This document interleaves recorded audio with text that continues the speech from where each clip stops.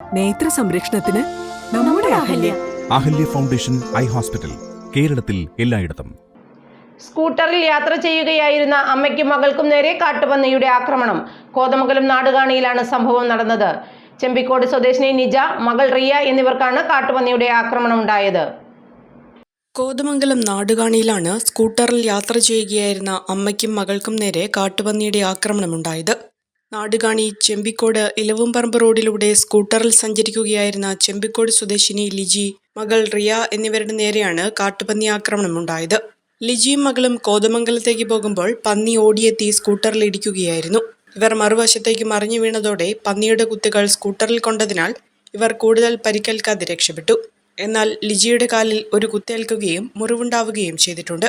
Scooter ദേഹത്തേക്ക് മറിഞ്ഞ രണ്ടുപേർക്കും മറ്റു പരിക്കുകളുമുണ്ട്.